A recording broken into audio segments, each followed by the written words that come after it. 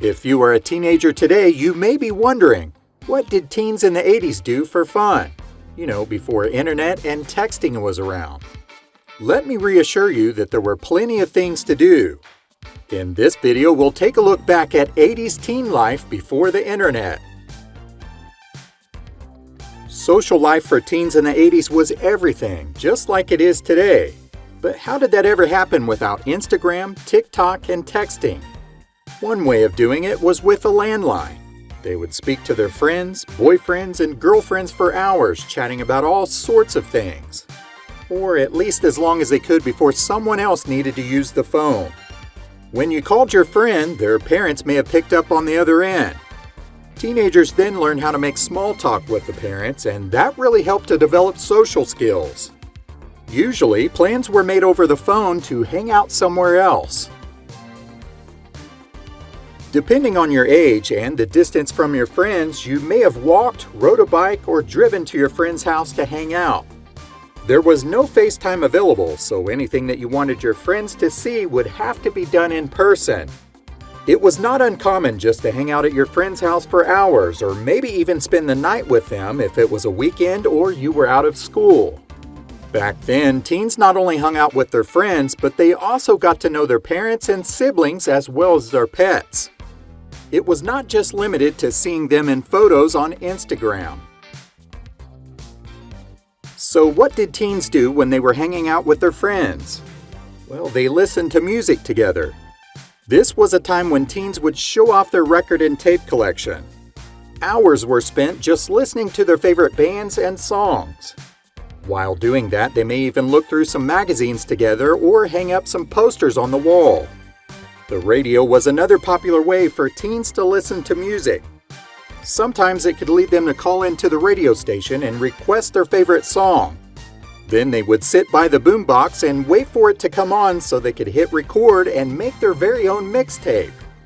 Watching music television or MTV was another pastime activity that teens enjoyed. This station not only let them hear the music, but they could also see who was playing it. The channel also had a huge impact on clothing styles as well as what music they purchased. If they saw it in a video, then they would probably want it. Television was just as popular then as it is today. The only difference was most people watched the same programming at the same exact time.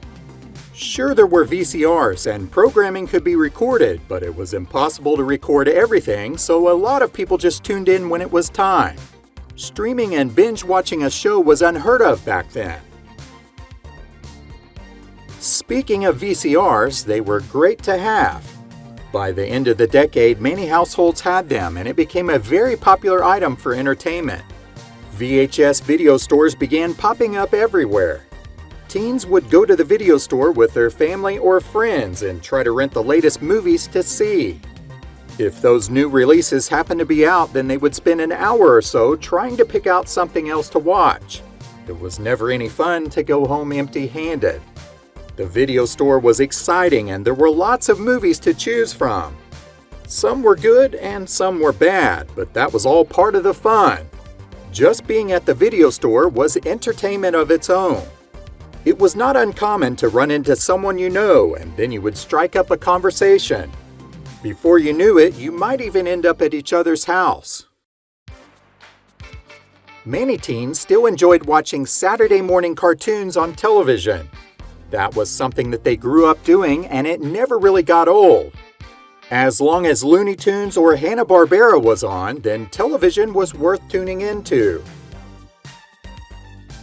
I know we touched on listening to music earlier, but there is something else that we need to discuss.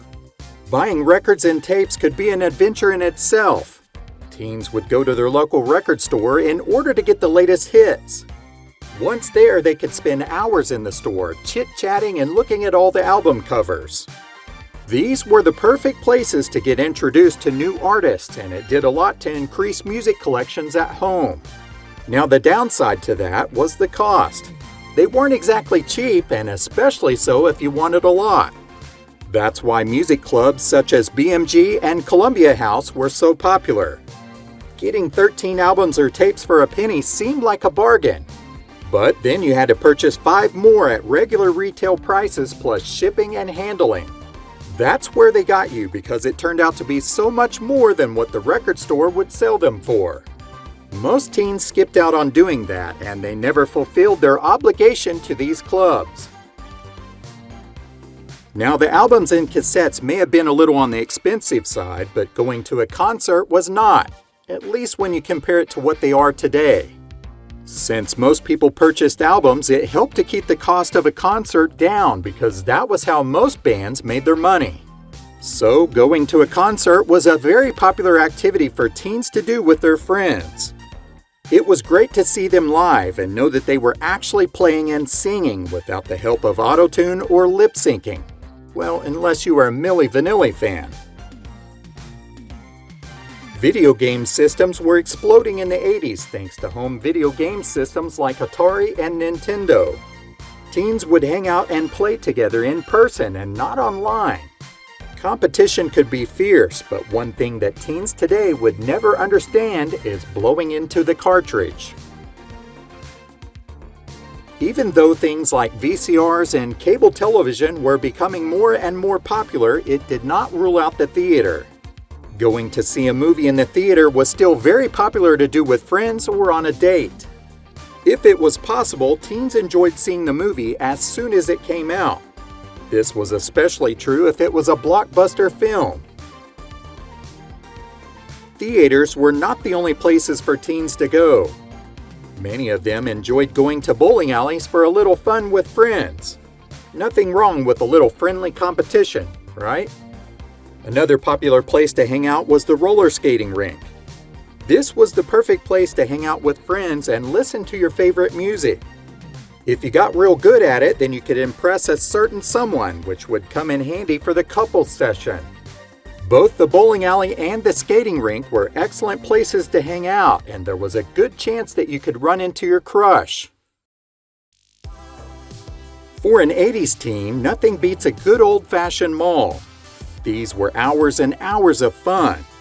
Sure, you could shop in them, which most teens did, but really they were like the social media of their time.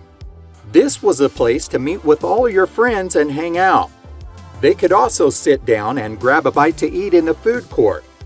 And if they were lucky, the mall was another place where they could see their crush. Not only were the malls full of stores, but they also had other things that were fun to do, such as movie theaters and miniature golf courses. But one of the best things about the mall were the arcades. This was generally where all the teens were. The flashy lights and noises drew them in like moths to a flame.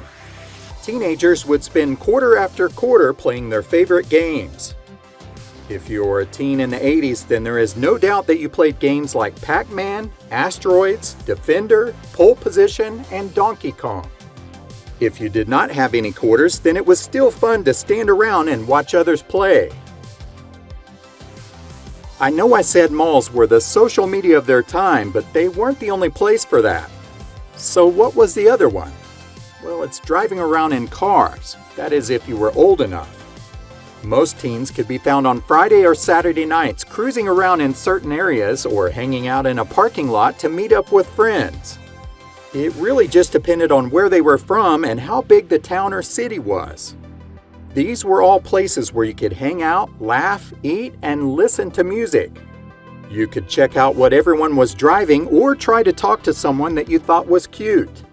And even if you didn't have a car, you could go with someone who did. That was just as much fun. The mall and cruising were like TikTok, Temu, and Instagram all rolled into one.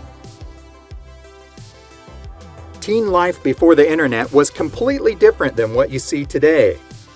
Back then, you found something to do. And really, there were a lot of things to do, but we have only touched on a few. If you grew up before the internet, then I would like to hear from you. Do you think it was better or worse? Let us know in the comments below.